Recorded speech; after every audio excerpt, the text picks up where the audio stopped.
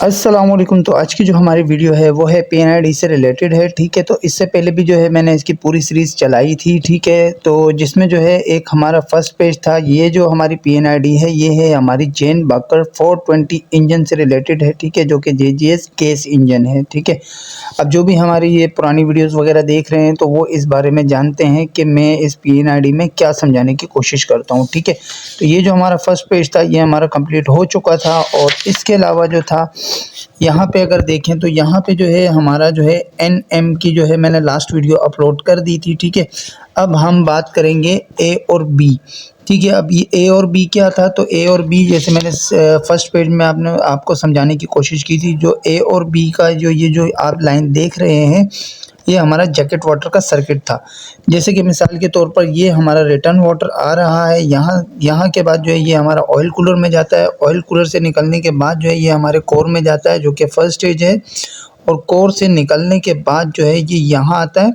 और यहाँ से निकलने के बाद जो है यहाँ पे नॉन रिटर्न के पास जाता है, ठीक है। और इससे पहले जो है हमारे यहाँ पे जो है एक प्रेशर सेंसर आ जाता है। और उसके बाद आगे चलें तो यहाँ पे हमारा जैकेट वाटर पंप आ जाता है। और जैकेट वाटर पंप के बाद जो है हमारे इंजन के इंटरनली जाता है। फिर वहाँ से आउट होने के बाद जो है यहाँ पे हमारा टेम्परेचर सेंसर आ जाता है, जो कि जैकेट वाटर टेम्परेचर सेंसर होता है। उसके बाद जो है यहाँ पे आ जाता है, तो यहाँ पे हमारा थर्मोस्टेट आ जाता है।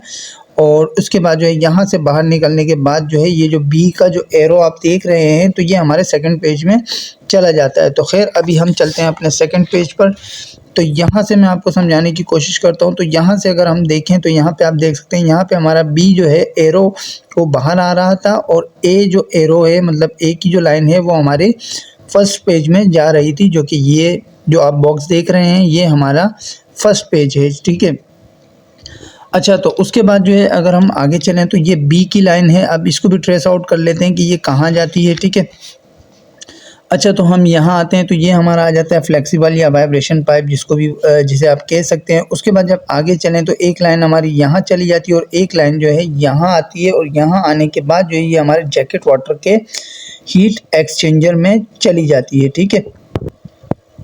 अच्छा, तो जाने के बाद क्या है कि इस हीट एक्सचेंजर से जो है हीट जो है इसकी मतलब कि एक्सचेंज हो जाती है। एक्सचेंज होने के बाद जो है यहाँ पे एक वेल्व आ जाता है। वेल्व से आने के बाद जो है जब हम यहाँ आते हैं तो यहाँ आप देख सकते हैं यहाँ पे जो है एक हमारे पास 3 वे वेल्व लगा हुआ है। तो इसका मतलब है कि ये हमारी टीसीवी है, ठीक है। ये जो है ये हमारी टीसीवी है। और यहाँ पे आप देख सकते हैं यहाँ पे हमारे पास एम का ऑप्शन आ रहा है। तो इसका मतलब है कि इसके साथ एक मोटर कनेक्टेड है, जो कि अंदर टोटली गियर बॉक्स बना हुआ होता है, ठीक है। तो यहाँ से आने के बाद जो है ये सीधी जाके जो है पहले यहाँ पे वेसल आ जाता है, ठीक है, जिसे एक्सपेंशन टैंक कहते हैं, ठीक है। अच्छा, तो ये आ जाता है और ये हमारा 50 लीटर का है, ठीक है, वेसल टैंक। और उसके बाद जो है यहाँ पे इसके साथ एक प्रेशर गेज लग जाता है, ठीक है।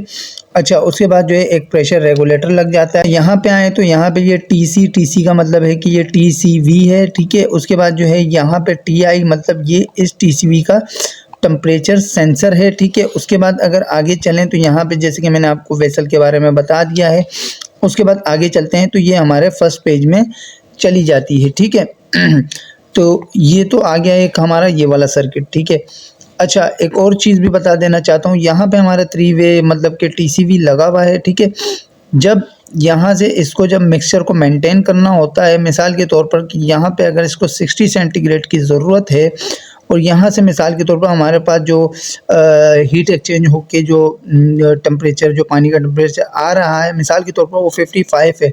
तो ये क्या करेगा कि जो ऊपर से जो ये हमारा जैकेट का जो गर्म पानी जो गुजर रहा है हमारे हीट एक्सचेंजर में जा रहा है, तो ये थोड़ा सा पानी जो है यहाँ से लेना शुरू कर देता है, ताकि इसका जो 50 मतलब जो 5 सेंटीग्रेड का जो कि डिफरेंस आ रहा है तो ये इसको जो है ना बराबर करके और आउटपुट जो है हमें 60 सेंटीग्रेड का टेम्परेचर जो है वो हमें मेंटेन करके दे देता है, ठीक है।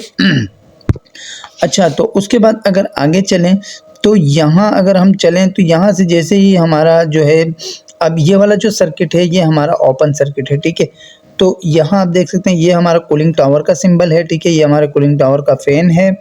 और उसके बाद जो है यहाँ पे हमारी आ जाती है मोटर, ठीक है। ये हमारे वेल्व आ जाते हैं, ये हमारा स्टेनर आ जाता है, ये हमारा सर्कुलेटिंग पंप वगैरह आ जाता है, ठीक है। अच्छा, तो यहाँ से शुरू करते हैं। तो यहाँ से हमारा हीट जैसे ही एक्सचेंज हुआ, मतलब कि ये जो है इसने पानी को गर्म किया, तो पानी को गर्म करने के बाद ये सीधा जाएगा हमारे कूलिंग टावर में। कूलिंग टावर में जाके ये वहाँ जाके शावरिंग करवाएगा, जिसकी वजह से जो है हमारा टेम्परेचर जो होता है वो नॉर्मल हो जाता है। और उसके बाद जब कूलिंग टावर के नीचे जब टब से ये पानी लेता है, तो पानी जो है, पानी का जो टेम्परेचर होता है वो नॉर्मल हो जाता है। नॉर्मल होने के बाद यहाँ आते हैं, तो यहाँ पे एक हमारा वेल्व आ जाता है। उसके बाद जो है यहाँ हमारा एक स्ट्रेनर आ जाता है, और स्ट्रेनर के बाद एक वेल्व आ जाता है। उसके बाद आगे आए तो यहाँ पे जो है एक हमारा प्रेशर गेज आ जाता है, ठीक है। अच्छा, ये हमारे सर्कुलेटिंग पंप आ जाता है, ठीक है। उसके बाद आगे आए तो ये हमारा एक और प्रेशर गेज आता है, और ये हमारा एक और वेल्व आता है। अच्छा, पीएनआईडी में कुछ ऐसी चीज़ें होती हैं जो कि हमारे प्लांट में नहीं होती हैं, तो कुछ कमी पेशी आ जाती है, ठीक है। अच्छा, उसके बाद आगे आए तो यहाँ पे आप देख सकते हैं, यहाँ पे लिखा हुआ है एफएस। एफएस का मतलब होता है कि ये हमारा फ्लो स्विच है, ठीक है। उसके बाद ये सीधा जाता है हमारा हीट एक्सचेंजर में, फिर यहाँ से हीट लेता है, फिर यही सर्किट चल रहा होता है, जो कि ये हमारा ओपन सर्किट है, और ये जो है ये हमारा क्लोज सर्किट है, ठीक है। तो खैर, अभी इसके बाद जो लास्ट वीडियो होगी तो उसमें हम क्या समझाने की कोशिश करेंगे, तो ये हम सी वाली लाइन समझाने की कोशिश करेंगे इंशाल्लाह, और उसके बाद जो है हम डी वाली लाइन समझाने की कोशिश करेंगे, ठीक है। तो ये हमारी पूरी सीरीज़ चल रही थी। तो आप अगर मिसाल के तौर पर अगर आप इस पीएनआईडी या लाइनिंग्स डायग्राम को अगर आप सीखना चाहते हैं, तो कोशिश करें कि हमारी जितनी पिछली वीडियो है तो आप उसका विज़िट करें। जब आप विज़िट करेंगे तो आपको ये जो लाइनिंग डायग्राम है ये आपको समझ में आना शुरू हो जाएगी। तो फ़िलहाल जो थी आज की वीडियो हमारी यहीं तक की थी। तो मिलते हैं नेक्स्ट वीडियो में। अल्लाह हाफिज़।